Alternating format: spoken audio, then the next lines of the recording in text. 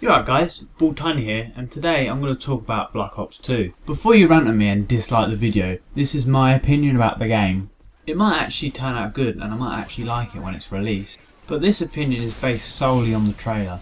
So if you agree with my opinion, that's great, give me a thumbs up. But if you don't, tell me in the comments below about how wrong I am. And hey, you might actually change my mind about the game. Okay, so now that I've explained the video, I'll move on to the reasons why I think it'll be a flop.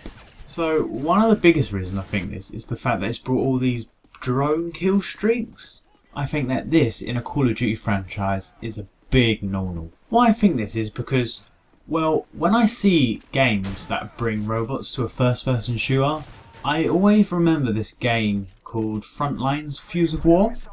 And if I can remember off the top of my head, there were different classes and one of them had the ability to choose drones. Now, these drones were seriously so overpowered, it was ridiculous. I only played the game because I knew if I was using them, I'd get such easy kills. Admittedly, it was so much fun though. All me and my mates did was find a rock, hide underneath it, send out all our tank droids, and kill everyone. It was so easy, it was unreal. Or even more overpowered was the helicopters. All we had to do is go up high in a building and find some rubble and hide under it. And just literally send out your helicopters, kill stuff, spot it. Oh, it was so easy. I can't express how easy it was. And yeah, that was pretty much the whole game for us. I couldn't tell you any of the guns though.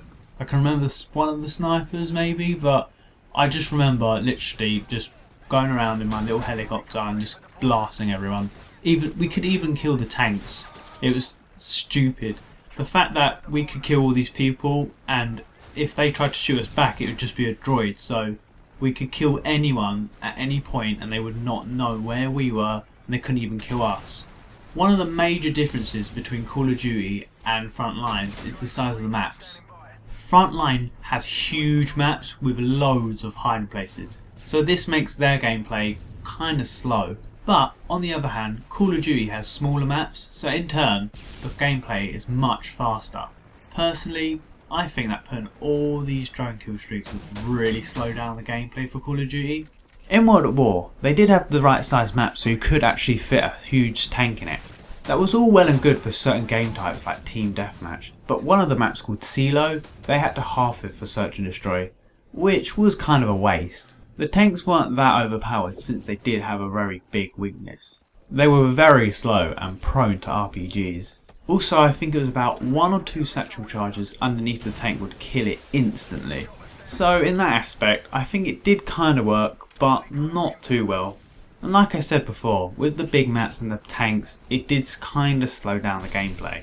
Whenever I feel like playing Call of Duty, all I want to do is just run and kill everything in sight. But with these droids, I just don't see it happening. I know that I will be able to handle getting killed with a drone the first couple of times, but after a while I will seriously start getting pissed off. I just feel like it will be camping galore, where I have to search every nook and cranny just to get my own fucking kill. Even in the game now, if you sit and stop for more than 2 seconds you will get shouted at for being a bloody camper. So hopefully they will make it a high kill streak like the assault drone on Modern Warfare 3. And for my sake, nerf the shit out of them. What Call of Duty should really do is stop concentrating on the kill streaks and start looking at their guns. Every DLC they bring out is all to do with maps. What they haven't thought to bring out in a DLC is different gun models. I would seriously buy that. I don't care for new maps to be honest. The last map pack I brought was all the way back in World at War for zombies. They were overpriced for what they were anyway. Even the COD 4 map packs are still 800 Microsoft points and that's like a 5-year-old game now. Bringing out new maps doesn't really affect the game much to me. Guns do, since that's the whole point of the game. They can go 2 ways with this idea, either making new guns with new stats, or making new model types with the same stats of other guns. So basically, a new skin. Either way I would buy that, if it's the right price. I think that this would give the game a lot more variety instead of the new environment. The only problem I see by doing this is the new gun stats. They will have to make it fair for the people with and without the DLC. I know of a lot of games where you have to pay for items which give you a better advantage over the people who haven't got the items.